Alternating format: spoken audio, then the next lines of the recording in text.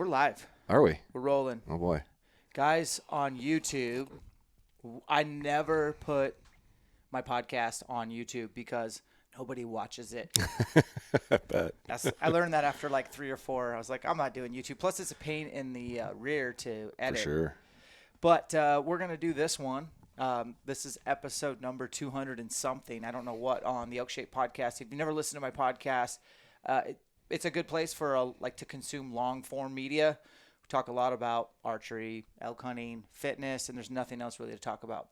So we do that, and this one's going to be on YouTube as well. So if you want to watch or if you want to just have it playing in the background while you do other things, totally get it. Today's guest, obviously right here, none other than Josh Jones, known as MFJJ, and this is the guy who has always helped me out with my archery game and technically is my archery coach. I still go to Josh even to this day and have him give me, and you'd be surprised, guys, one little tip is all I need at my point to just accelerate my my practice, or if I'm struggling with something and you just get one cue going through your head and you're like, and it's like it cracks the code. So I highly recommend an archery coach. Josh probably isn't for hire. He's too busy. We're going to learn his story today, and it's a good one. So come along. Josh, how are you? I'm fabulous, Dan. How you doing today? How long have I been trying to get you to do this? Really long time, and just like making videos originally took a really long time to get me to do it. But just, I guess for a long time, I didn't think I had anything of really that much of value that a wide variety of people would want to hear. So I was like, why are you wasting people's time with this? But eventually broke it down, did it. And then I had somebody reach out to me over Instagram that wanted me to do a podcast. And then it clicked in my head. I was like, oh, Christ, I still haven't done Dan's podcast. I probably ought to do that. So here we are. We pushed it at the top of the list. So yeah. I did look yesterday, and it took me forever. I've made a lot of YouTube videos. In 2006 or 7, I made my first YouTube channel. It was called Dan the Fitness Man. And like an idiot, I deleted that. I was like one of the first YouTube channels, and I had cool stuff on there. I had a mohawk at one point. Yeah, I had a couple of videos. Like I had a really cool cougar encounter that got tons of views. I ended up deleting that and starting a new one called Train to Hunt. Yeah. And that one really grew fast. It's probably still, I haven't checked, but it's probably still out there. And then when I sold, or when I bought out Kenton and opened the gym, I decided to start ELKSHAPE. And I had no ambition to do like what it's doing now. Sure. I just was like, I like making videos. I like like a place for my hunting videos. I'll start ELKSHAPE. So 2013, we started the YouTube channel ELKSHAPE. Currently, we finally hit 50,000 subs. I'm not so worried about subs as much as Tim is. Tim's the guy. Producer Tim is the guy who literally manages the YouTube channel. If you see a reply, it's usually him. If I reply, I'll sign it Dan. I don't have a lot of capacity for that, but YouTube's arguably my favorite social media platform. Yeah, I'd agree. And it's tough to grow, and I encourage all of you to get your own YouTube channel because we're going to talk about legacy on this podcast. I hope my son Tristan's kids can watch some of my YouTube videos when they're my age. You know what I mean? Sure. And get to know their grandfather or even great-grandfather and be like, oh, that's what he was like. He was short. When he stood next to Josh on video. Yeah. Well, how many opportunities do your children or friends or whatnot really get that close to you or understand or how you think or how you act to a degree in an environment like that? They get so much exposure to your personality, and I think that's probably what's really neatest about it. And all the videos that we've made, it's just my personality. That's just who I am. Yep. There's nothing fake about it, and I know you really well, and I know you're just being you. Yeah. Just like I'm just being me. It's just, I think people can recognize that. There's authenticity to it. There's no fake. We just are who we are. And, maybe I say things certain people don't like, but that's just what I think. So if you don't like it, that's cool. I get that. Everyone's entitled to their own opinion and, start your own thing and talk about what you think is right. Because everyone should be able to share and communicate what they really think and feel without consequence. Unfortunately, you can't always do that anymore. But I'm a big, First Amendment guy. I think that, and Second Amendment, of course, obviously, but First Amendment more than anything, you should be able to express exactly how you think and feel. Amen. Without consequence. And we still, for the most part, can do that on YouTube. But yeah, it allows you to be yourself for the most part, and I think that's a really valuable thing, especially for your legacy. So about 3.5 years ago, Josh came on the YouTube channel for the first time. Now, he should have been on the channel 6, 7 years ago because it took that long for me to convince him that he was really good at what he did and he knew everything I didn't when it came to archery, and that YouTube is the perfect place. YouTube is about how to. I should have had a counter for how many times you asked me. I should have just kept a tally of it. I kept saying, no, I don't have time for that crap. I'll give you credit though. Yeah. So we did the first ELKSHAPE camp 4 years ago, and I had Josh help out. And I think it was eye-opening for both of us how much people didn't know.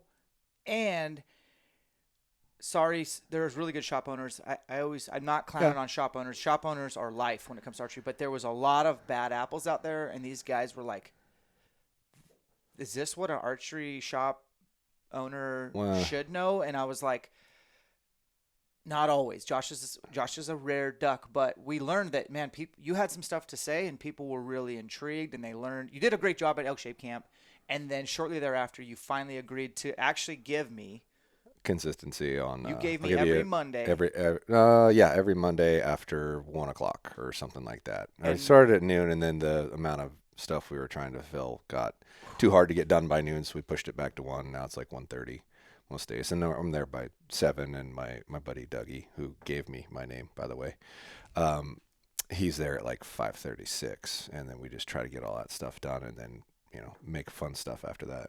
So the nickname, guys, is MFJJ. The MF stands for exactly what you're thinking. Yeah. And the bottom line is Dougie, and God bless Dougie. He handles all the fulfillment for Spokane Valley Archery, Podium Archer, and ELKSHAPE, and the guys that just salt of the earth. But he and Josh are like best friends, and so they were cutting it up, and he referred to as motherfucking Josh Jones, and I heard that, and I was like, I'm using that from this point going forward, and it stuck. Yeah, he was the only person who ever referred to me as that before then. And I guess it's just my name, so it is what it is. It's not.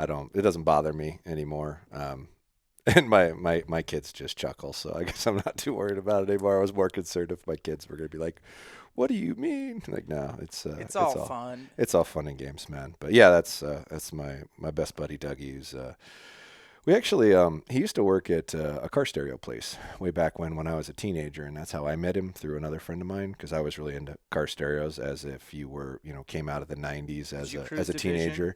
I never did. A lot of my friends Riverside? did. I was too busy working, Right. because I started working when I was young. I mean, young. Like I was like sweeping floors and moving boxes around when I was like 5 years old. And my dad had a general sporting goods store in Spokane called the Outdoor Sportsman. And I still have people that come up to me and tell me that was their favorite store in Spokane. Where was when it? Closed. It was on the corner of Mission and Division, right downtown. I gotcha. There's a pet clinic now. I don't want to say right there or right next door. And it was another sports store for a while, like more of a skiing, snowboarding, outdoorsy kind of store. But yeah, that's where I originated at. And when I started working on bows, I've been shooting a bow since I was 5, and I started working on bows like 7 or 8, just dabbling with how they worked and what was different about them. And then I was working in the pro shop as a archery expert at 11 years old, which you could imagine was quite a challenge for a 40-year-old man to think an 11-year-old kid can tell him anything. But I'd shot a bow since I was like 5, and shot a bow that was like adjustable with sights and things like that at like 7. I started shooting a traditional bow at like 12. And then I shot that for like a couple of years because that was my father's passion. He was a traditionalist, and every kid's trying to please their dad. So I started doing that for a while, and then I picked up my compound again after shooting my recurve religiously for 2 hours a day, every day, no matter what, and picked up my compound and was more accurate and more efficient with something that I hadn't shot in like 2 years. And it was very apparent that my clientele was more compound than recurve. So I kind of gave it up at that point. I still shoot it periodically, but went back to compound, and it grew from there. But I think by once I could drive, I was working 40 hours a week, running the archery department in that store, which had all kinds of sporting goods in it, but I ran the archery department in there, and it grew 30% a year every year for 4 years or 5 years. And when the sporting goods business started getting really hard in Spokane, we had a lot more other shops coming into Spokane and opening up a general sporting goods store or a workwear store or an outdoor apparel store.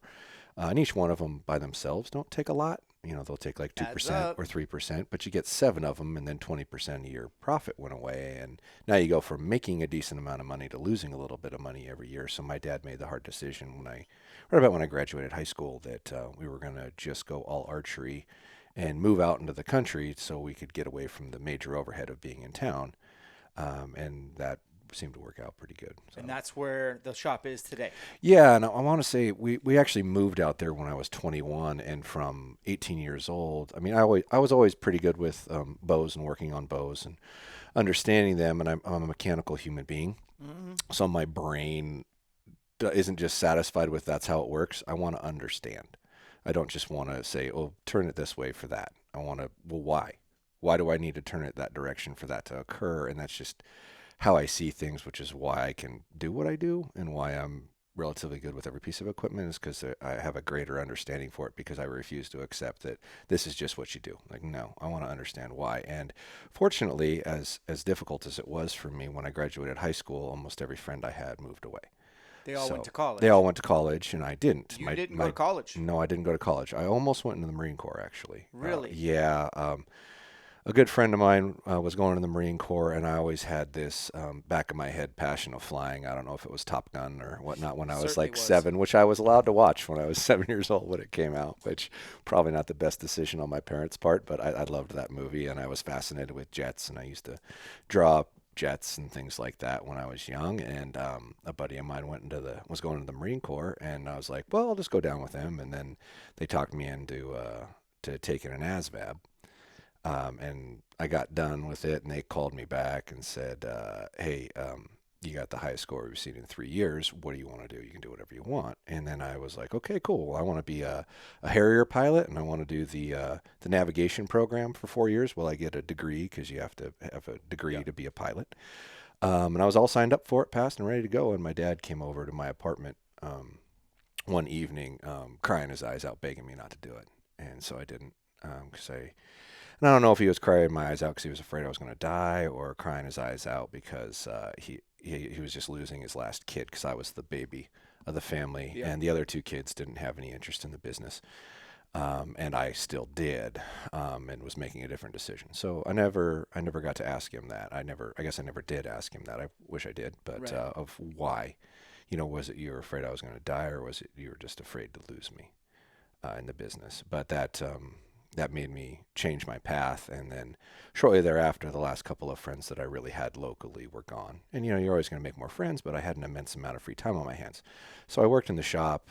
Back then, I probably worked about 60 hours a week. I think I took 1 day off a week. I think this is what people need to understand right now. You're about to, this is where Josh is going to unveil.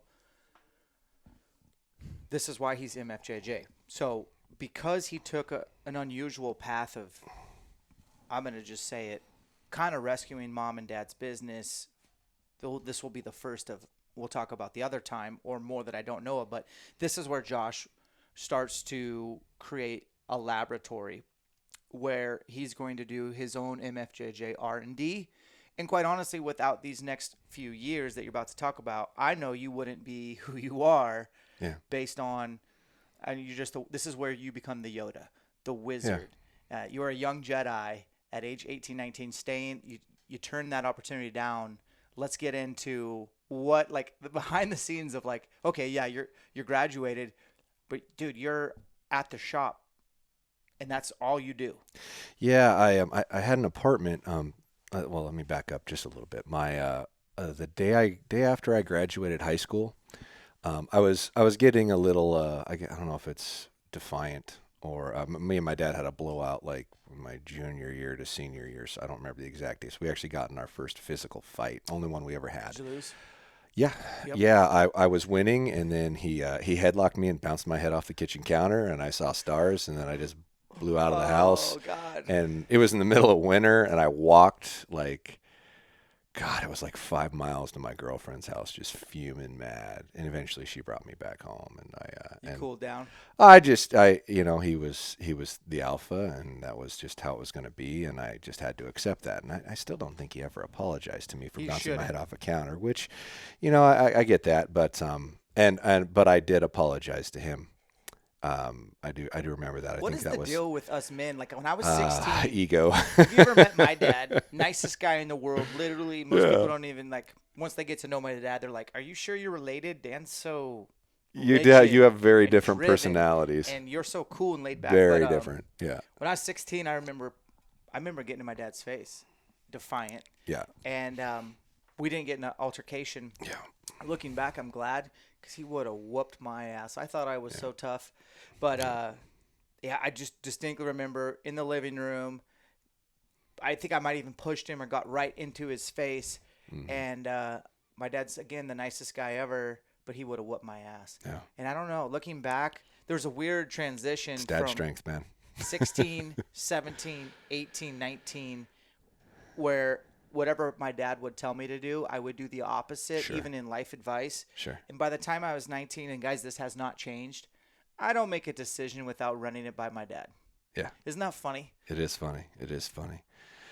So anyway, shortly thereafter that, I graduated high school, and I think it was I'd been given a week off of work during my graduation. And I think part of it was because I was kind of messing up a little bit at work, and it was more of like here's a warning, go home for a week. And, I'm graduating high school, and I know that's the end of my education and whatnot. So I was a little unruly. I want to say I got in trouble when it was time to hand out the diplomas. I was the tallest kid in my class, so I was last. And when they got to my name, they stopped because I was throwing beach balls around and whatnot, and they stopped. And it was like it was in the Met downtown or whatnot, Coliseum? right? Call it, oh yeah, whatever you call it, the big event center, right? Yeah. And there's 1,000 people in there and whatnot, and it gets down to me, and they stop for like 2 minutes, and I'm trying to remember. I'm gonna get this wrong, and I don't remember the teacher's name that said it to me. And he goes, "You having fun up there?" I said, "Yeah, pretty much." Yeah. And he goes, "I can make this take a really long time." And I looked at him straight in the face, and I said, "You can make it as long as you want, but you still got to give me my freaking diploma." And they called out my name, and I walked across and got it. But to give you a little glimpse, I was getting defiant. I was kind of stretching my own legs for my own independence. And at the time, I didn't realize it, but my dad probably saw that and went, he needs to get out of the house now. Yeah. So I think 2 days after I graduated, during my week off, he said, I came downstairs to my dad's man cave, Yep. which is now my man cave. My mom bequeathed it to me. Nice. And he said, "Well, get dressed. We're going to find you a place to live." And 2 days later, I was living in an apartment in downtown Spokane with everything I owned in it. Nice. And out. And that was a pretty big shock. It forced me to grow up really quick, because then I couldn't be the defiant person anymore because I needed the money I was making. I couldn't just live on it. And mind you, I was making $5.25 an hour at that Damn. point. Yeah. Yeah, that was what minimum wage was. And Yeah. my dad always paid me minimum wage because I was a kid, and it took me a while to realize that I needed to ask for something different. But in any event, when I got to that point, all my friends move away. I don't go into the Marine Corps, which I have a ton of respect for military people, largely because of that, because I almost went down that path, and I felt more of a calling, but I just got talked out of it. But in any event, I would work till 7 o'clock at night, and then I lived 8 blocks away. I walked to work frequently instead of driving my rig. I think I started my rig like 3 times in a year once, because I just never drove it, because I was 4 blocks from a grocery store, 8 blocks from work, and 3 blocks from a video store. I didn't need anything else as an 18-year-old kid, But I would stay at the shop there, and when it was closed, you could shoot like 40 yards inside. So I would stay and tinker and tinker and tinker from like 7 p.m. till 11, 12, 1 sometimes for 3 years straight.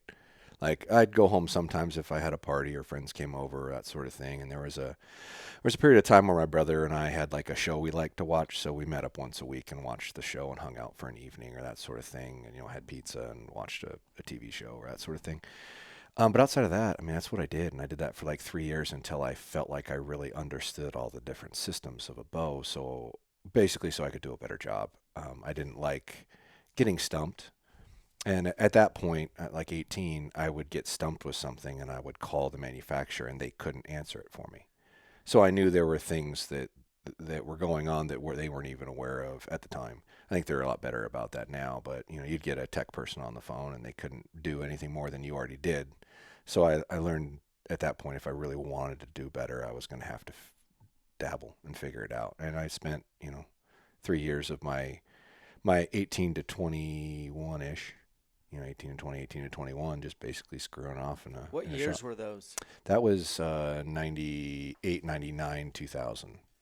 Okay, so that's why when we have discussions on the YouTube and people, I'm trying to say things super nice. I'm trying to I'm trying to be respectful, but I can come across kind of just a dick when I say stuff. So I got to be careful. Josh just knows more than you. And a lot of people need to understand, the guy has tinkered. So when people ask me, dude, why do you helical to the left? Is it because your bow clock's left? Is it because this or that? Have you ever tried 4 vanes? Have you ever tried a 2-degree offset or a 1 degree? I am not like Josh, but I'm at a point bow hunting for 20 years where I have tried I have tinkered to death to try to figure out what works. And so there's just certain things that work for me.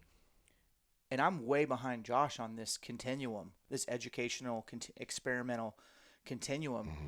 And the first time I really realized that you're a mad scientist is when I tried to explain on video why I don't shoot a QAD. Yeah. And you were in the video. And this is not that long ago. You could go find the video. It's an RX3 Hoyt bow build. Mm-hmm. And I'm like, yeah, I don't like it because it's got a high degree of maybe breaking where I elk hunt in the brush country. Higher, yeah. And then you come on and you talk about how the spring on a QAD versus a Hamskea. You talk about which way the spring wants to go, how you could reverse the Hamskea to make it like a target bow. You went into all the mechanisms, and I'm like, did you go to school for this? And you're just I started to learn that you were the true ABT guy. Yeah. You were the tinkering guy when everyone else was partying and chasing girls. Yeah. You were doing that. Yeah. And that's kind of why you have a special gift. So when did you realize that you're like, man, I do know kind of a lot of stuff. I have tried, I've heard you explain at camps, every cam system ever made and how they're all similar and different. Yeah. Which I couldn't do right now. Sure. When did you start diving into the engineering, the science, and how did you learn all this stuff? When somebody couldn't answer the question for me, because I don't like that answer. Yeah. I just don't. If you're telling me this arrow's kicking right or this particular setup is kicking right out of the bow, and saying, well, you can do this and you can do that. I'm like, well, that doesn't make sense. What do you mean? Why? I don't get it. And they said, well, I don't know. That's just the rules. I was like, well, I don't like that answer. So when I had free time or when I wasn't busy or when I could shut the shop down, turn on whatever music I wanted, lock all the doors, turn off all the lights, but 3 and start to experiment and start moving things around and figuring out what was causing things is when I really started to click in my head of, okay, there's an answer to all these things. And if you can't find the answer, I guess you need to answer it yourself. This is pre-YouTube. Well, this is pre-podcast. This is pre-internet forums. This is resources. This is pre-smartphone. I was one of the first kids to have a cell phone because I had a job that I knew of. But I think I got my first cell phone when I was 18 or something like that. And it didn't have internet access or anything like that for damn near another decade. But yeah, this was before you could really have. No, same cell phone number. No. I do. I have had the same phone number for, I want to say 15 years, but I had a different one prior to that. I don't even know if I remember. Did you ever have a pager? Yes, I had a pager before I had a cell phone. Yeah. Yes, I did have a pager. Kids are like, what is it they talking about? Yeah, it just sends you a number and you go to a landline and call. You go to a payphone. Yeah, you go to a payphone. And then there's certain codes that you and your friends make. Yeah, so, exactly. But I didn't have that very long because I had a cell phone shortly after. Because I was a little older than you. And it got to where I'm moving out of my house. Yeah. It's like, well, I don't need a home phone if I just have a cell phone. Yep. And there's not multiple people here, so it would just made sense for me at that point. But yeah, those years of dabbling, and my dad instilled in me what I would call a ridiculous work ethic. Like nothing was really ever good enough for him, so it consequently turned me into where most people would work 40 hours a week. I'd work 60 or 70 or 80 or whatever it took. And then when we moved, so in like 2000, we moved the general sporting goods store because we didn't own it. We didn't own the building. And my dad and I built a pole building at our current location on property that he owned that was next door to his house. And we put up this big building and then spent about a year transition of still had the shop there, but built a range and sent people out there and sold memberships to there. And then at the Bighorn Sports Show in March that year, we moved everything to the Bighorn Sports Show and had this giant event. Yep. And then moved it out to the new location and closed the store at that point. And for a year or two, it still didn't really kick off really hard. And we went from bringing like 5 or 6 or 7 employees to at one point it was just me. Just me and my dad didn't really do anything. He sat in the room and stressed because all he ever knew was how to manage and how to try to make decisions, which he was never really good at making a decision. But he just knew how to work hard. He just knew how to make sure other people worked hard. I think is probably the best way to do it. That's awesome, though. Yeah. Oh yeah. It's a good way to go. So he would have been at home in 1910 in a factory. Yeah. He'd have been great. Like he had the perfect mindset for that. But in any event, I ended up working. Oh God, there's about a 5-year period of time there where I was dang near the only employee. I mean, we might have one here or there because we couldn't afford more than that. Because for what it took for my parents to survive and then to pay me a not even very good wage, it barely broke even at that point. So it was a hard struggle for a long time, and I went to work sick all the time. Yeah. Because I couldn't take a day off. I didn't have a vacation in 5 years. I couldn't take a weekday to go hunting. I had to take a closed day to go hunting. I could go hunt 2 days a week and that's it. I couldn't take a vacation day, nothing. Sick days, birthdays, whatever, didn't matter. Couldn't do it. So I guess I had the discipline of a business owner, but wasn't a business owner. For about 5 years till it finally started making enough money that we could afford a couple employees and had enough work coming in that we could have a couple employees. But it was still a big struggle until he eventually sold it to me.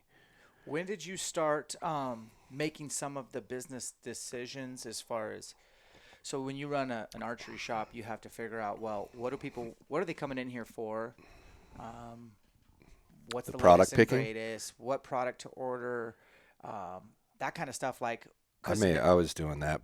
I was going to buying shows and trade shows at like 14 years old. You were? And 15 Okay. years old Okay. and picking the archery stuff Yes. then. So I always was That's making that insane. decision. Well, I mean, I was into it and I understood it. And back then it wasn't nearly as complicated now as far as choices. Like Right. there wasn't nearly the companies. I mean, there were still companies, but it was like, I still remember when Cobra made the first fiber optic pin sight. Mm-hmm. There was a fiber optic in the pin, and it was $64.99 for an Ascent, I think they called it. And dude, we sold 1,000 of those things Holy because smokes. nobody had fiber one had done optics. that, Like it was yeah. a metal pin, and if you wanted it to glow, you had to like paint it with jig paint and glow in the dark luminescent paint, and just to get it to like have some kind of brightness to it. Yep. And when that first came out, that was just giant, and that's kind of that time. I want to say it was probably like 97, 98 is when things kind of started to have more of a role innovating. And I think as much as I don't want to, plug the evil empire Matthews here, they were the first bow company. Yeah, right. Oh. They were the first bow company to make it, I guess, more of a thing for innovation every year, or try to advertise more the innovation over the brand. I think they'd like pick something That's that they really did that they really focused on. And they also were the first bow company to venture away from the sales rep format. So for people who don't understand the archery industry, almost every bow company is represented locally by a sales rep group. And they get paid a percentage of every bow that gets sold to that area or territory. And it varies, and I'm not going to get into the functional numbers of it because I don't do that and I don't want to miss information here, but they're paying a percentage of every bow sale out to somebody else. Well, Matthews went, well, why don't we just spend that on advertising and not have that?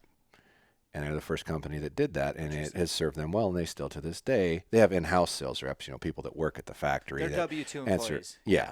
Yeah, they have people that answer the phone calls and have a direct connection to the bow manufacturer. But they were making a different enough product that had enough of an excitement behind it that it worked, and it worked well. And that's still the same formula they use today, which is a large reason why they're the largest bow manufacturer in the United States for United States sales. Yeah. Not internationally, they're not, but nationally they are. But that was when I would say more. It's like people started looking at it differently. Yeah. It was like all of a sudden I needed to know what the new thing was this year. And I don't remember feeling that way before that. Now, maybe I was just too young and ignorant and didn't see it because I was a kid pre that.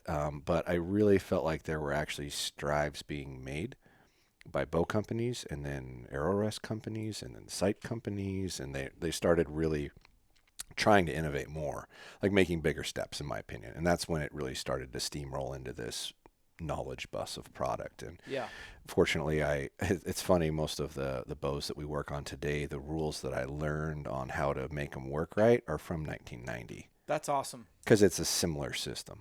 And they finally went full circle to it. And I do have to commend Hoyt for when they finally went away from a 2-cam bow, which is the evil word.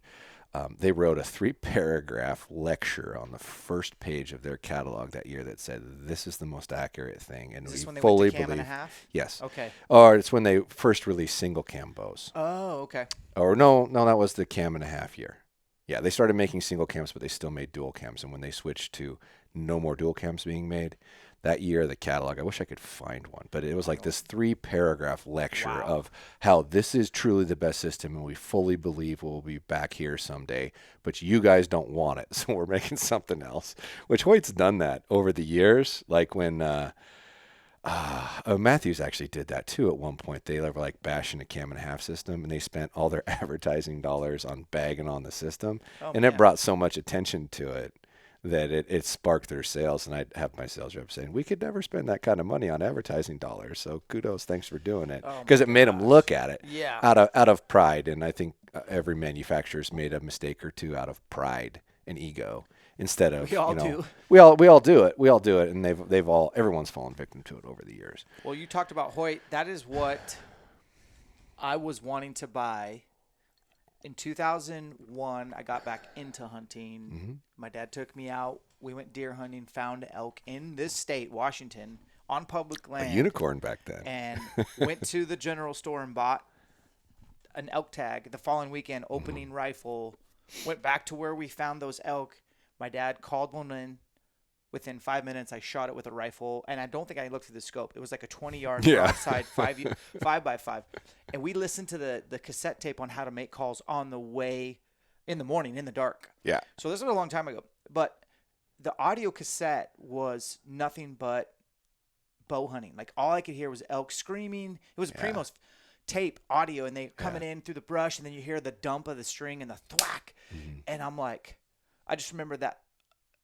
After I killed that bull, I was like, how do I do that? And then I went to, and you're going to help me remember the facts on this. So I went to Deer Park because we lived pretty far north to buy a bow. Was that a pawn shop or an archery shop? That was an archery shop. Okay, that was Whitetail Plus, and they actually they made archery targets there, and then they had a small archery shop in it. So they had some of the original shooting sacks, which was like a burlap sack with dots painted on it, full of plastic garbage, basically. And they were like $30. We sold them. We sold a ton of them. That's like cool. It was the first, because most of the targets back then were like near homemade kind of things, because people were up till that point were still shooting like a hay bale. Right, no doubt. So but that was Whitetail Plus, and That's that where was I went, there. man. That was there for a long time. And you know what I bought? What'd you buy? Martin Cougar. Yeah. And they also had a Martin Pantera. Yep. And I had my first real good job. I was a personal trainer. Mm-hmm. And I bought my dad the Pantera. Mm-hmm. I bought me the Martin. I came home with double fisting bows, and I was like, guess who's going archery elk hunting? Yeah. We are. Did I know about Josh yet? No. Did I have an archery coach?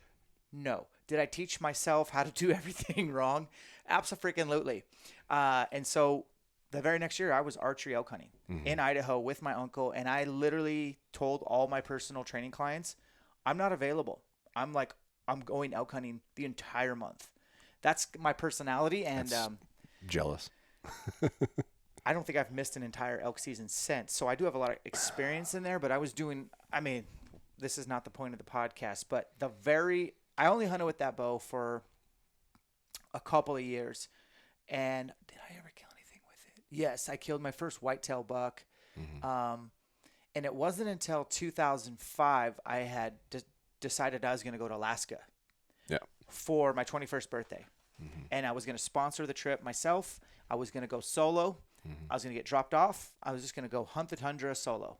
And I was like, I need to get a new bow for this. And so I went down to Spokane Valley Archery. And that is where I met Josh Jones the very first time. And you were the only person in the store. I remember that for a fact.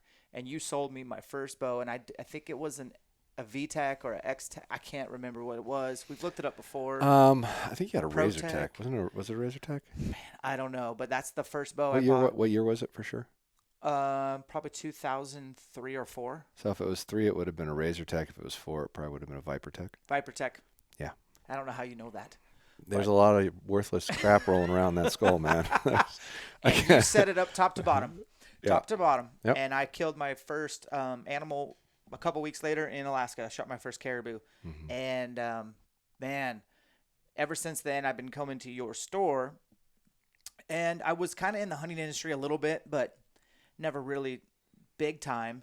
But you and I were always friends. And to be honest with you, I got to the point where I wouldn't let any of your employees touch my stuff. Yeah. I was like, when's Josh going to be there? I'd call ahead, I'd find out, and I'd stalk you. And I would just make sure that you were the only one that would touch my bow. Yeah. It didn't take me long to figure out this guy's a mad scientist.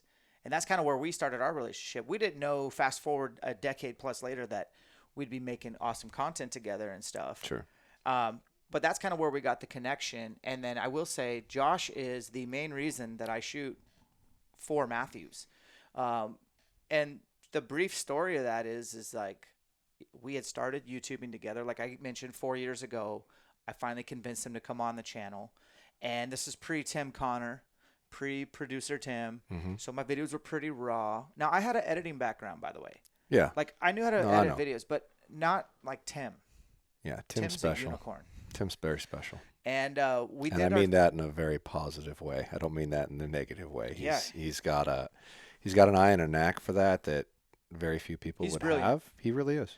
He's really brilliant. You're brilliant when it comes to bows. He's brilliant when it comes to production. And then I'm just the guy who tries hard. So it's kind of this cool thing that got mixed in together. But we started getting pretty frequent on the videos. And it's not that I wanted to quit Hoyt, but you had put a word in for me with, I don't know, you explain the story. Well, I kind of saw the direction that you were going. And I was like, is this serious? Are you really going to go this route and you're going to go this route hard? And you're probably looking for, a company that's going to want to grow with you in this sort of field. And he said, yeah. And I said, well, you're shooting the wrong company in my opinion, because I knew how they spend their dollars.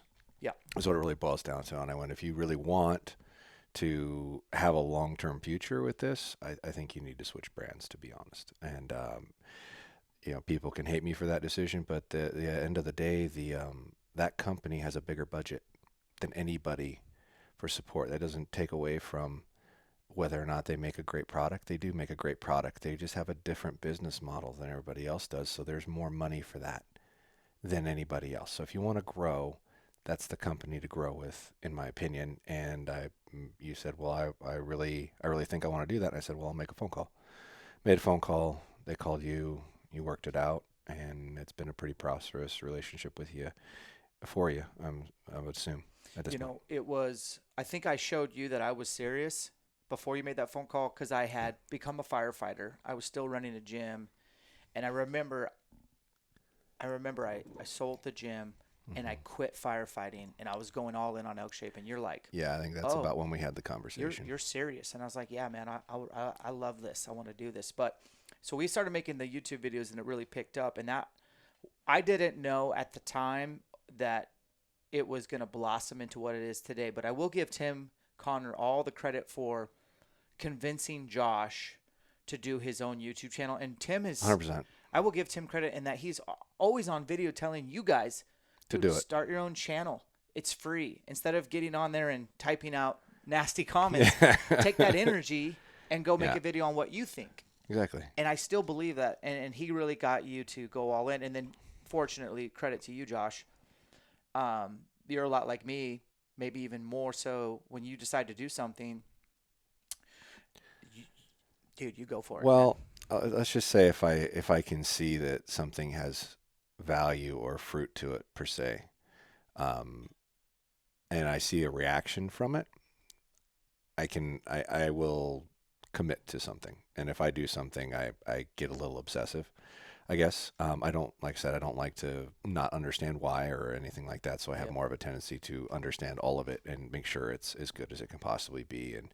And it's been a very shocking response. And I do credit that a little bit to doing that first ELKSHAPE camp with you. Yep. And the comments that we got back from it, and having a what I considered a relatively basic conversation, and that almost every person's eyes in the room, one of them was from our area. Yeah.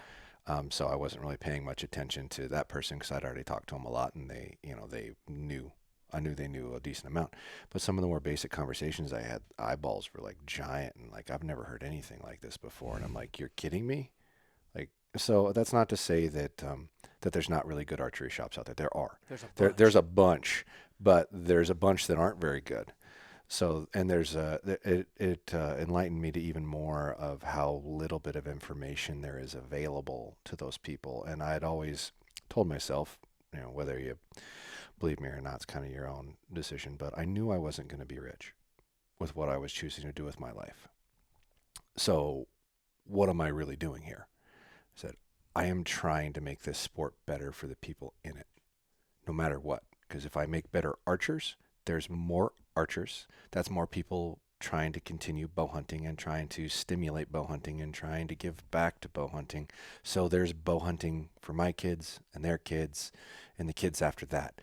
And so I always said that that's my goal and that's what I'm doing. And then when I realized that there's actually a way to get a larger group of people knowledge, because if those people have knowledge, they're going to be better at it. If they're going to be better at it, they're going to bring more people into it, and then those people are going to be better at it. So it was never a purpose for monetization at all. I'd never even thought about that. It was, well, if people are actually going to learn something from this, I should share.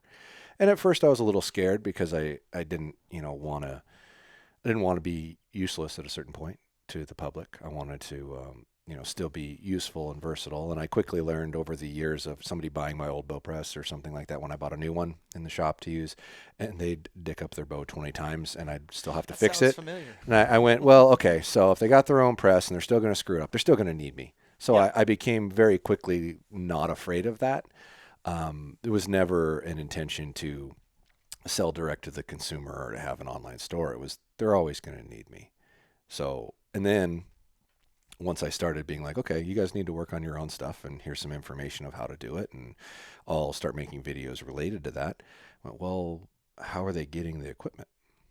And there was very few people selling any equipment, and most of them weren't even carrying it. They were just, turning an order in somewhere else, and it would get shipped from somewhere else. Right. And I'm like, well, if I'm going to do this, I'm going to do this with the intent of creating and carrying everything that a guy needs to work on his own stuff. So that's really more what I've focused on in the online sort of thing, was kind of my intent. But I wanted to make people better. I wanted to make the sport sustainable for the long haul, because eventually, if we get enough archers, when votes happen on what happens to archery from a state level, we'll have a big enough voice that something will occur. But if we don't, when they start trying to make changes, our voice is so small, it's not going to matter. How many people in Spokane, between you and me, are not hunters, but they know you and they know me? How many people in this town right here know that we have only spun a positive light? Whether they see my stuff on Instagram or your Facebook, or they've met you in person. I don't know. That's the thing, guys, is being a beacon of light on the positivity that bow hunting is. And I've been criticized for killing multiple elk in a year. Do you know how many potlucks and parties at my gym that have been basically sponsored by the elk meat that I packed off the mountain? And they're like, this is elk. So you hunted this? And there's a connection that's freaking interesting, man. But I wanted to segue back to people wanting to work on their own stuff. The best thing that ever happened to me is when I fully committed, and you guys can go back and watch the video on YouTube where I was like, all right, I'm going to do a bow build series, and I'm going to do it top to bottom. Behind the scenes, people didn't know, but I had to go to the archery shop after every video and basically, What I screw up? what did I do wrong? But that really was, I never regret that, because that video catapulted my confidence to understand how bows work and understand how to set one up from start to finish. And making YouTube videos with you has taught me just on video, just being there filming, editing, and I get to go back and edit these, and man. And then I was like, well, then these people watching are probably learning along as well. Well, and this is a great example of what I was talking about, is like when you actually tried to do it yourself and then understood what you did wrong and still were like, I'd rather you do it, but I know how to do it. Yep. Then you have a better idea of what's going wrong when it goes wrong, 100%. and you can fix it at the time. And you are guaranteed a better archer today than you were then. And not from just the standpoint of I know how to work on my bow. It's my bow shoots better because I know when things go wrong what it likely is because I worked on it. And I've had really good shooters in this area that don't want to work on their own bow. And I've had to sit down with them after like 4 or 5 years and say, look, if you don't start working on your own bow, you're only going to get so good, because you're not going to be able to identify the cause and effect of what happened. So if you go, why am I shooting high all of a sudden? And then you just walk into me and go, here, I'm shooting high. That was What me happened? for 15 right? years. That was. And now that you at least have some kind of, you don't have to be an expert. Okay. But you have to understand how the thing works Right. to be able to resolve something like that. And then and then when you feel like you can resolve something like that, all of a sudden your confidence goes from like an 80% to a 95%. It makes a big difference in your ability to shoot. All the other stuff aside, which is the point. One thing that I would add to that, and this is all credit to you, is like my bow kit, when I go elk hunting for a month in multiple states, my bow kit has changed to exactly what I need, to the parts that could potentially fail. Yeah. Whereas years ago, I would just be like, I need a backup bow. Now, I mean, I really could get away with, obviously taking one bow and the right parts. And that's something I plan on doing with you down the road, is continuing to evolve and tinker and watch you grow as well. So how many YouTube subscribers do you have right now on the Podium Archer YouTube? Almost 15,000. And how many did you have 1 year ago? Oh, my first video that wasn't made by you originally was less than a year ago. That's awesome. So that's growth like I've never seen.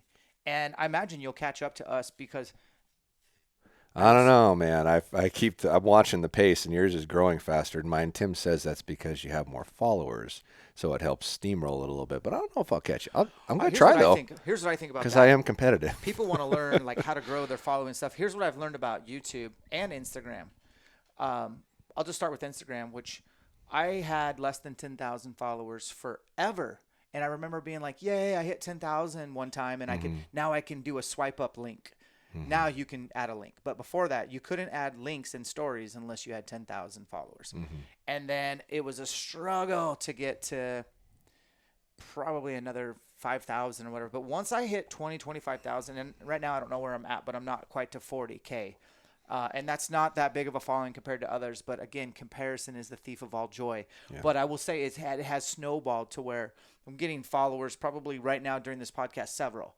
And same with YouTube. YouTube even more so. Like the bigger you get, the faster it just steamrolls. So I think you're definitely, once you hit, I would say 20,000 subs on YouTube, it will be like that, and you're going to be at 30 and 40 and 50. And hopefully this keeps up, because Tim and I have this goal to hit 100K. Tim's really pushing for it. I'm along for the ride. I'm like, all I want to do is go elk hunting, Tim. So whatever, if that's our goal, let's work towards it. We set those goals. But what's your vision? That's what all this was to get to, is what's your vision for your business? PodiumArcher.com, Podium Archer on YouTube, Spokane Valley Archery. What is your vision? Where are you guys going? What's the direction you're steering the ship? Well, I always, I think everybody knows Lancaster. Right, everybody knows Lancaster Archery. Lancaster. Is it Lancaster? Yeah, I've been there. Everybody I know pronounces it Lancaster, but okay. I guess it's a Western Eastern thing. But in any event, that's like the universal place that people buy stuff from. that they need in general, especially the target archery side of things. But in general, it's a very common place, and it's probably the most known archery place. And there's nothing in the West like that, nothing even remotely close to that. And when I started dabbling down this online road, I went, well, wouldn't it be nice if I had everything someone could possibly ask me for, period. Yep. So that's the goal. West Coast, Lancaster. I haven't paid myself more since I bought it from my dad. I've paid myself the exact same wage for 9 years. And I am going to continue to do that until I feel like I have enough product to where there's no question. Like if you want something for everyday usage, archery hunting related, I have it. But I'm not where I want to be. I want to keep growing it and growing it and growing it to where my whole goal originally when I bought my dad out, because he giving a little story again. So at I want to say it's almost 10 years ago now. Was late July, early August, and my dad, he wasn't working a ton, but he was still around in the shop and owned the place and kind of let me do what I want for the most part, but I'd have to bounce stuff off of him and whatnot. And if there were smaller decisions, I'd just make them and I wouldn't ask. But bigger decisions, I'd still talk to him about. And he went to the hospital because he couldn't walk to the mailbox and back. Now it's probably only 120 yards down his driveway from the front door to the mailbox and back, and he couldn't get there without sitting down and practically like feeling like he was going to pass out. So he got in his truck and drove to the hospital, and they wouldn't let him leave. And I got the call when I was at the shop that that your dad's in the hospital. They want to do open heart surgery, and you need to get down here as soon as you can. And there was still, I think I had one employee at that time. Not that wasn't me, obviously, and so I couldn't, and I don't even know if they were an adult. I think they might have been a teenager. So I was like, as soon as I can close the shop, I'll come down. And came down, and he's sitting in a bed with stuff all hooked up to him and whatnot, and that was like a pretty brutal slap in the face. And if little backstory, my dad, he smoked like a chimney. Was a pretty strong drinker for probably about a decade in there, and then he quit drinking. But he always drank a lot of coffee, a lot of stimulant, and like 2 packs a day kind of cigarette smoker guy, right? Well, he was a high anxiety human being. Yep. He just was always stressed. Always stressed. Like when when I finally bought him out, he didn't know what to stress about, and it was like a year of a struggle of what the hell do I do, because I don't know how to live without just worrying about something. But in any event, we go in there, and he looks at me and goes, "Well, they wanna do 4 bypasses on my heart," and he goes, "Should I let them do it?" And I look at him and I go, "That depends. Are you going to be any different?" He goes, "What's that supposed to mean?" I was like, "If you're not going to change your life and how you live it, don't waste anybody's fucking time." Yep. Like, if you were going to quit smoking and you're going to eat healthier, because, I mean, he ate like the fattiest stuff. But he was thin because he was so high stress that he was always working. You know, he wasn't ever fat that I can ever remember. But he lived an unhealthy lifestyle. And I said, look, if you're not going to, go home and eat vegetables and see if you make it. But don't spend this immense amount of money, because they didn't have good insurance either. Yeah. You know, so that was we were staring at probably close to a 6-figure expense. Yeah, having like a 6-figure surgery to try to do a 4-way bypass, and he finally said, "All right, I'm going to do it," and go through it, and they ended up doing a 5-way instead of a 4-way when they opened him up. Wow. And he made it through it, and then for the next month or so, he was pretty much worthless. Like, he was just complaining, and he was on pills and wouldn't do any of the exercises because he was a stubborn person. And during that time, if you know Washington in August, was by far my busiest time of year. So between that and going checking on him in the hospital, working 80, 90 hours, and when he got home, going up and checking on him at home, and then taking care of anything that my dad would have taken care of around the house for my mom, because they didn't have any other kids at home. I was still doing that too, and my siblings had not a good relationship with my father, and they both came to town during that time. And my sister, God bless her, came home for a week and stayed with them and tried to make sure that they were at least okay at that point. And it was just a tough time at that point. And then he came back and had all this energy. Like all of a sudden he didn't have energy, and then like I think it was around October. His plumbing's working. Or November, his plumbing was working, so he had all this energy and all this motor. And for like 3 years or 4 years, he finally stopped telling me what to do all the time, and it was very frustrating because I felt very confident that I knew better what to do than him. Yeah. With all the interactions, experience I'd had while he was just in an office, I'd been in the trenches. I felt like I knew what to do. I felt like a sergeant that had a captain telling him what to do that never saw the battle. Right. It's like, come on, man, just stay out of it and let me get it working. And he started coming in over the top of me and trying to tell me what to do, and that made it about 2 weeks. And I looked at him straight in the face and I said, either I'm out of here or you are, and I don't fucking care. Right. Like I'll go do something else. I'm a pretty good salesman. I know I don't have an education, but I feel pretty confident I can go do something else and I'll be fine. I'll find work. I'm not worried about that. But either you have no involvement or you sell it to me, and I don't care which. You decide. I'm leaving. And I came back the next day and he said, all right, I'm going to sell it to you, and whatever happens from today forward is on you, and we'll figure out an agreement, and I'll go away. And it took like a year. Yeah, I remember that. Like the legal fees were ridiculous because we agreed to use the same lawyer, so we could just negotiate. Do that, guys. Don't do that. That's a bad idea.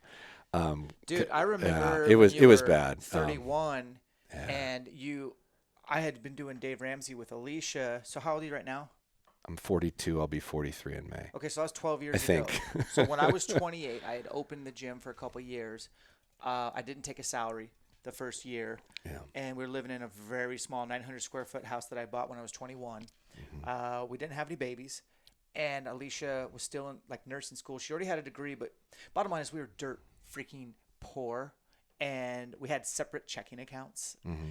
And she was always over withdrawing. And I was kind of like pretty disciplined and saved money. And so we agreed to like do Dave Ramsey and like the snowball debt steps. And I remember you just openly telling me at age 31, like we had a good conversation about money, and we've always been pretty damn transparent with each other. And you're like, yeah, I told you what I was doing. You're like, dude, that's cool.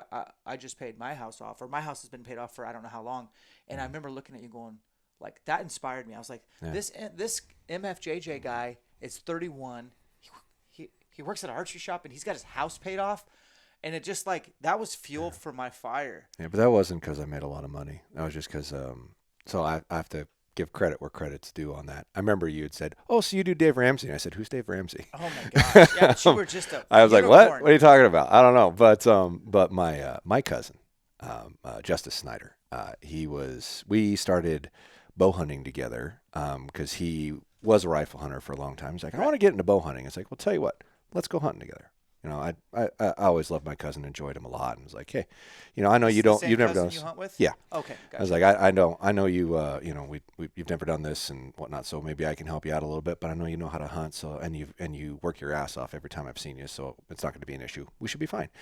And we took a week up into the Coeur d'Alenes, didn't even have an encounter. You know, we heard bugling and whatnot, but could never get close to anything. Got really close to some wolves, and that kind of scared both of us because neither of us were carrying a handgun.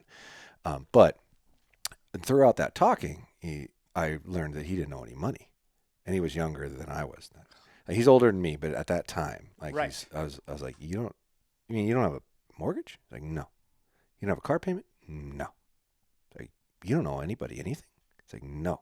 And that was the first time that it registered in my head that, oh, that's possible.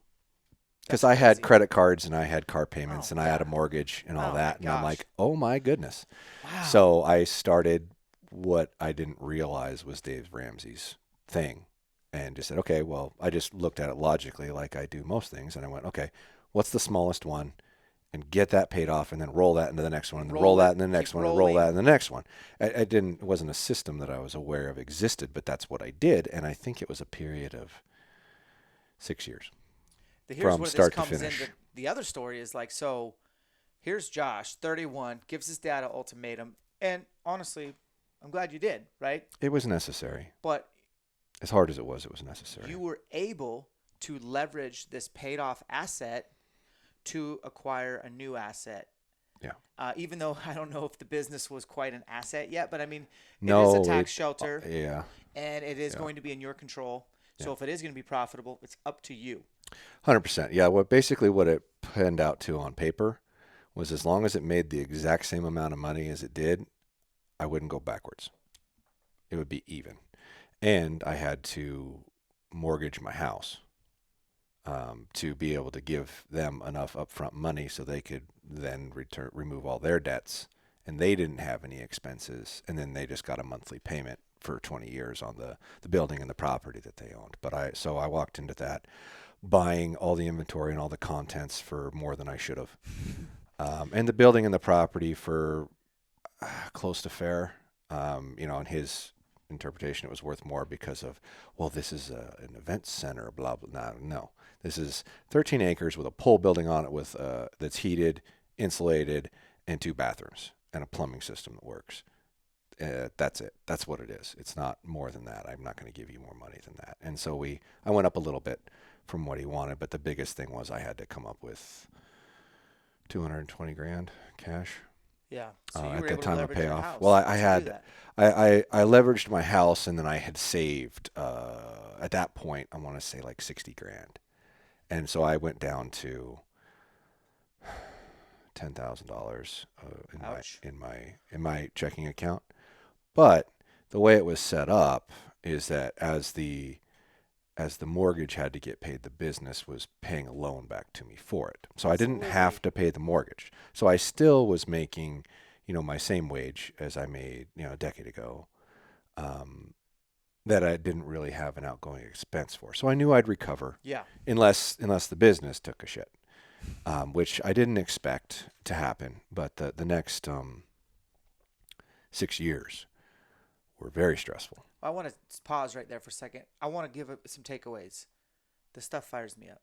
Sure. 6 years of Josh making disciplined decisions enabled him to leverage himself and bet on himself on a potential business that could do really well. I love that. And I always preach on this podcast, like, have a side hustle, gamble on yourself, invest in yourself. Look, people are always looking for, which way to make investments or whatever. I like the idea of buying an established business and putting your energy into it, like looking for a business to buy or I'm not a real estate guy. I suck at real estate, although my wife's pretty good. Mm-hmm. But neither one of us are really money chasers.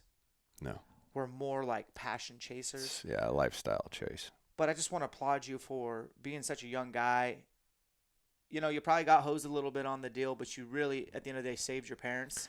It turned out well. Right? And I knew that I was going to be able to take care of my parents, and I knew that as they aged, I would live right next door. I would work right next door to where they lived, which has been very beneficial, even recently super beneficial. Well, let's get into it. All right. Well, so when Josh said that he looked at his dad in the hospital and was like, well, are you willing to change? And then obviously his dad had the surgery. And yeah. Then, I remember being friends with you while you were working through the buyout, and I'll be honest, Josh, there was years where I never saw your dad. Like after you bought him out, yeah, I didn't. And then I don't know if you remember this. It wasn't that long ago. I'm in the shop, and your dad walked in the corner down there. Yeah, I didn't know who that guy was. Gray hair, big long hair, big beard, like some hippie, like a hippie hermit. A hippie hermit walks in, and they're talking about some sort of the slash pile that needs to get burned. The guy who gave me crap about wearing a hat and not being clean shaven every day. And I'm like, was that your dad, Mark? And you're like, yeah. And I was just like, it really looked like he had transcended, and like he looked the best I've ever seen him. Yeah, he was happy. I mean, he was happy and I think relatively content. He was a very godly man, even though he made decisions that were selfish. He really believed in God and cared about other people way more than I ever realized. I mean, I still saw it. Like I spent more time with my dad than any other human being, I think, on this planet at this point. And you still don't see it until they die. And then you see it. And then you get, You know, it's funny. I've talked about this a lot, and it has not bothered me after the first 30 to 45 days. And I think it's gonna. And you were right. I'm probably gonna cry, but um, you really learn who your parents are after they die, Hmm. what they meant, and what they did. And my dad meant a lot to a lot of people, and I never really truly appreciated it. I thought I did, but I didn't. Um, and so every time I have an opportunity, I try to bestow that on someone else, saying, put your trivial crap aside and know your parent, because they're not always going to be there. You think they are, and everybody knows their parent's going to die someday, but it never happens when you expect it, and it never happens. You never get as much time as you want, but yeah, I'm really glad that he had his bypass, and I'm really glad that I bought him out, because the last 9 years I had changed my perception of my father so much. Like, we did not have a good relationship before that. I mean, I still loved my dad and wanted to please my dad, but in my early 20s, I realized that was an impossible task. It was Yeah. impossible to please my dad. Being up 30% in a month, and he just looks at you and goes, "How come you weren't up 40%?" It's like, that's better than you ever did, and you're just still telling me it's not good enough. Yeah.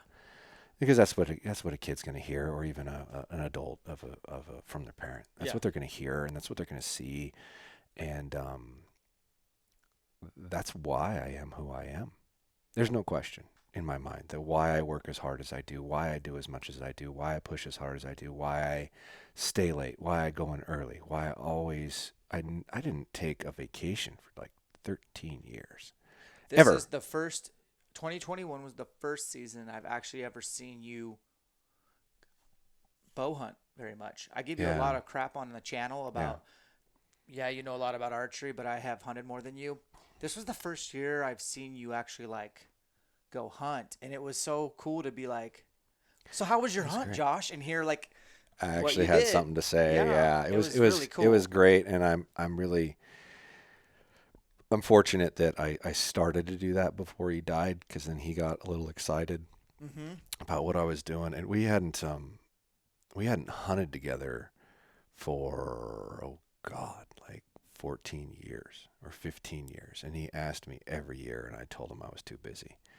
I was like, I got this going, I got that going, I got that going. Dad, I don't have time. Next time, right?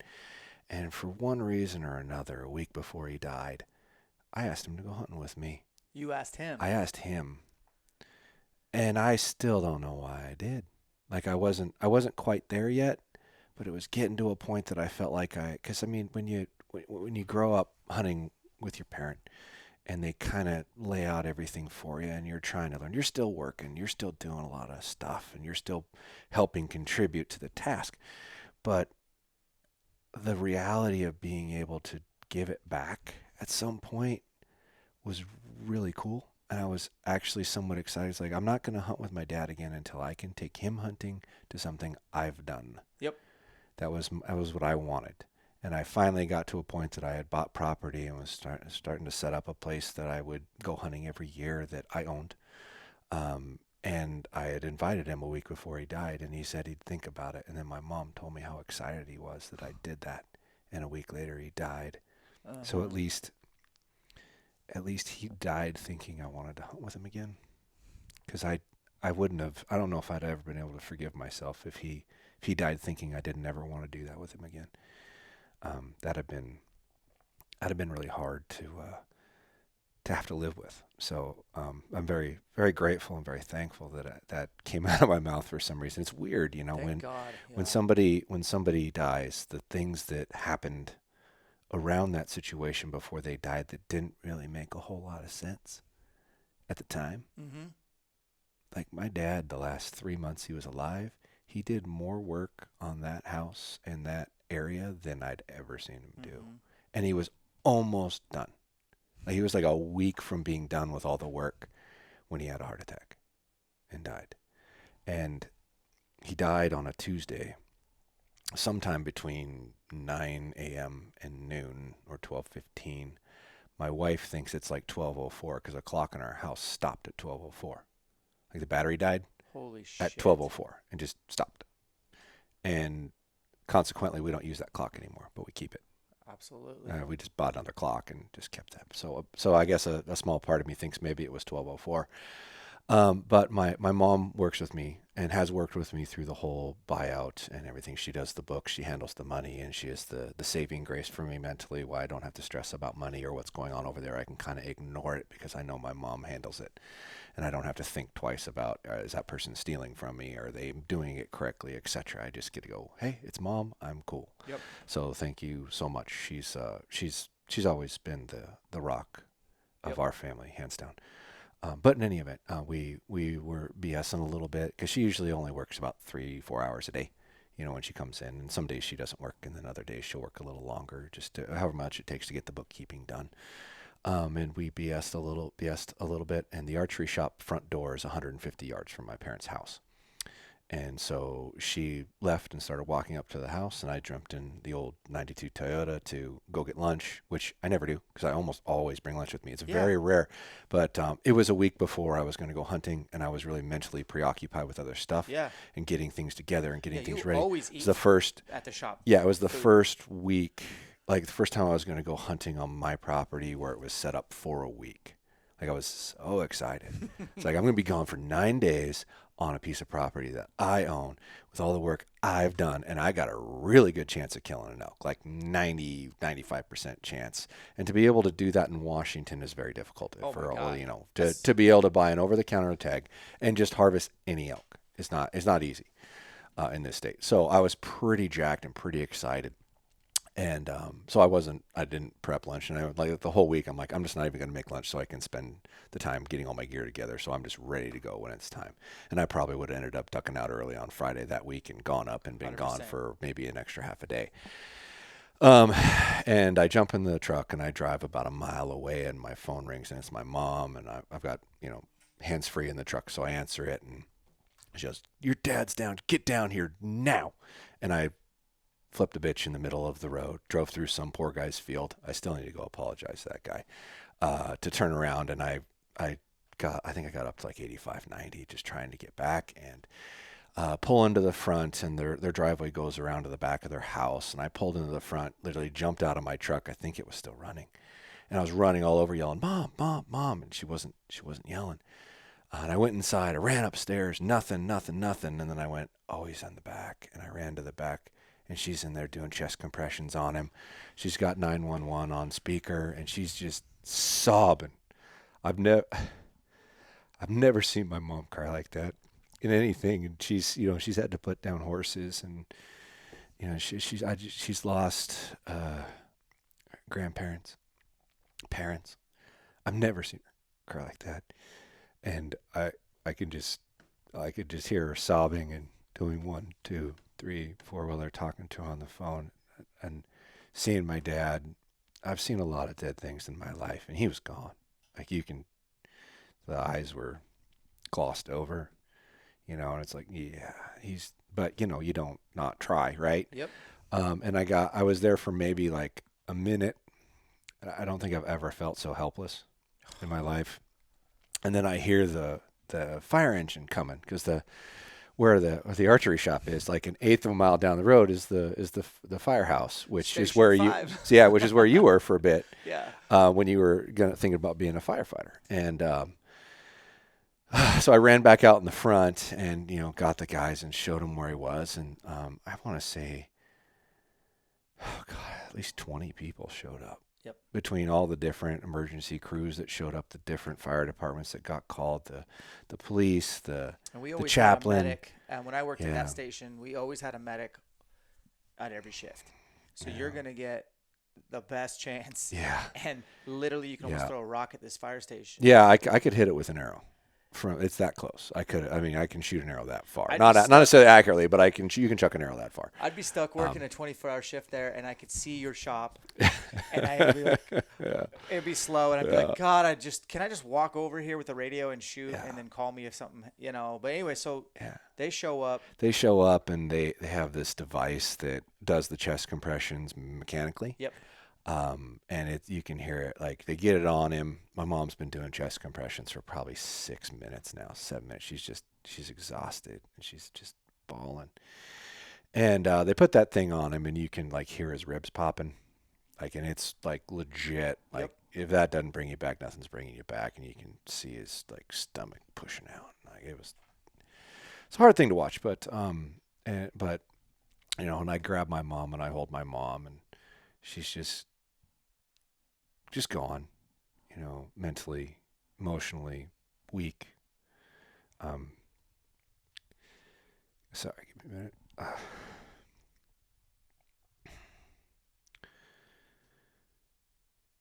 And I wanted to just collapse, but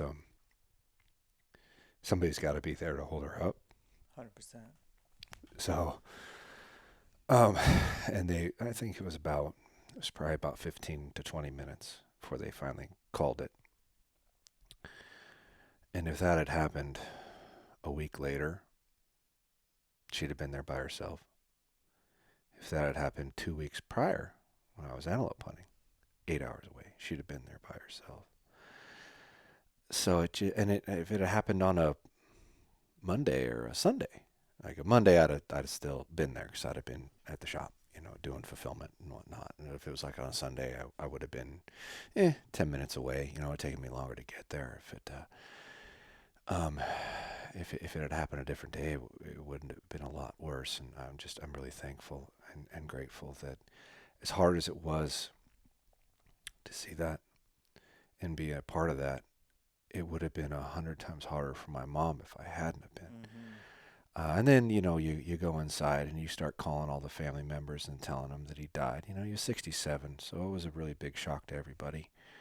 I think it was a month prior to that my wife and I were talking about our dads, and because neither of them have been the pillar of health. Sure. And I just said, I think we need to be pretty realistic about the fact that one of them's going to die in probably the next 2 or 3 years, and it was a month later, my dad died. It was just, I like to say that I was prepared for it, probably more prepared than my siblings were. Just because the doctor had told me when they gave him his bypass, like, he's about 10 years. Wow. It'd been 9. It'd been a little over 9 because he had his bypass in, I want to say, late July, early August, and 9 years plus a month. Yep. So they called that one pretty good. And he had 3 or 4 warnings, and he was just being a stubborn, tough guy. Yeah. And not going to getting checked out. And 2 weeks prior, my mom almost took him. And he said, no, let's see what happens in the morning. Let's just give it till tomorrow. And he felt a little better, so he never went. And that's, you got warning signs, go. Your parents start complaining about stuff that's a warning sign, make them go. Don't just let them be strong and tough. And, it's great to have the level of strength to push yourself through adversity and things that challenge you, but life is nothing but adversity. Mm-hmm. And if you don't push your way through it, you're just going to be weak, struggle, or play the blame game your entire life and be the victim. And so I do applaud people for pushing their way through adversity and pain, but don't screw around with hard stuff. If you feel weird things that you don't recognize that are like warning signs, just go get it looked at. And I consequently have had work done now that I might not have. All I want to do right now after this podcast is just call my dad. I already talked to him today. Yeah. And he called me. I've been an ass and been busy. And he calls me this morning and FaceTimed. Take the time, you dipshit. And I'm like, and then I'm like, well, we got to get the kids off school. Got to go, Dad. But and I haven't hunted with my dad that much in the last couple of years just because, I have cameramen and tags, and you know what? He just wants to go hunt elk in brushy North Idaho. Yeah. You know what I mean? He likes what he likes. He likes the brush country. My dad liked what he liked, and exactly. That was the same thing. Not really branching out from the tree too far. Well, let's recap all the golden nuggets from this podcast for those listening. So Josh kept it real, shared some stuff I didn't know for sure, but I'll let you do it. Like, I like to recap every podcast with some of the takeaways, not only for life, not just for archery, family, But I think my takeaway is you get one shot on this rock and you leave behind a legacy. I don't need money. I don't need things. I don't. It's the relationships that I have is what I cherish the most. And just listening to you and how much you loved your dad and how much he really taught you, maybe not the best way, but his way. Yeah. I'm literally going to make sure that I get a hold of my mom and my dad today and just let them know how much I appreciate all the sacrifice they've done for me. That's my takeaway from today's podcast. Yeah, mine, the impact you can make on people is your legacy, no matter what it is. And the more lives you can change, and the more paths you can make a little straighter, that's what you leave behind. It's not money, it's not power, it's not control, it's none of that. The things that you typically tend to strive towards, whether control, freedom of decision, or what have you. Money and debt is crippling. Don't definitely do everything within your power to not be. My dad always said, and I got out of it way earlier than he did. He said, the borrower is servant to the lender.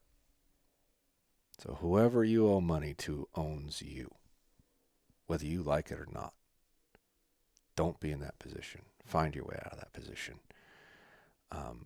And take every moment you have with your loved ones, because they won't always be there.